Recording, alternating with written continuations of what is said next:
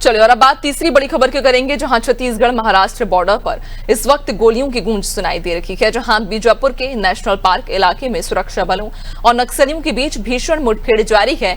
बताया जा रहा है कि सुरक्षा बलों ने बड़ी संख्या में नक्सलियों को घेर रखा है, जिसमें कई टॉप कमांडरों के मारे जाने की खबर सामने आ रही है।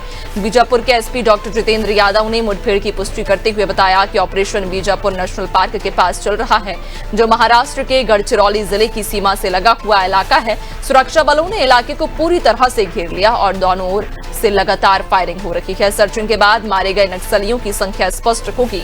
इस साल बड़ी संख्या में नक्सलियों ने सरेंडर किया और कई टॉप कमांडरों का खात्मा भी हुआ, जिससे नक्सल संगठन में हड़कंप मचा है। वहीं नक्सलवाद के खात्मे की दिशा में सरकार लगातार कदम बढ़ा रही है। हाल ही में छत्तीसगढ़ के उप मुख्यमंत्री विजय शर्मा खुद नक्सली कमांडर हिडमा के गांव पूर्ववर्ती पहुंचे थे, जहां उन्होंने हिडमा की मां से मुलाकात कर उसे हथियार छोड़कर मुख्य धारा में लौटने की अपील की थी। फिलहाल बीजापुर के जंगलों में सुरक्षा बलों का ऑपरेशन जारी है और पूरा इलाका अलर्ट मोड पर है।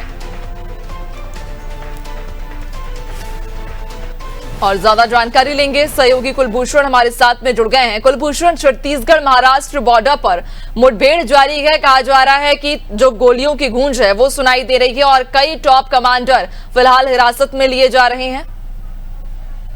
बिल्कुल, जिस तरह से सूचना आ रही है वो बात सच है कि जिस तरह से लगातार बड़ी मुठभेड़ यहाँ पर ये चल रही है और लगातार जिस तरह से हमारे जवान जो है, क्योंकि सर्च ऑपरेशन ये था, सर्च ऑपरेशन के दौरान जिस तरह से घटना हुई और उसके बाद चूंकि एक बड़ा हिडमा का यहाँ पर सूचना आ रही है, उनकी मां से वहां पर जिस तरह से विजय शर्मा ने वहां पर गए, उनसे मुलाकात किए, तो एक हो सकता है कि कुछ बड़ी जानकारी से आए और हो सकता है कि कुछ बड़ा खुलासा मुठभेड़ के बाद में हो, क्योंकि इस बार ये बताया जा रहा है कि बड़े नक्सलियों का यहाँ पर हेड टॉप कमांडर मारे जाने की यहाँ पर सूचना है।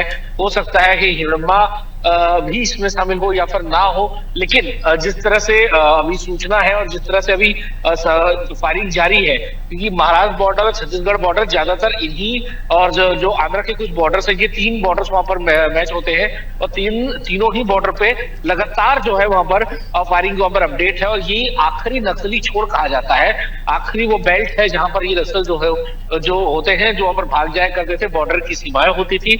लेकिन इस बार जिस तरह से फायरिंग हो रही है, बताया जा रहा है कि चारों तरफ से सीआरपीएफ ने घेरा हुआ है और ये मुठभेड़ लगातार अभी भी जारी है।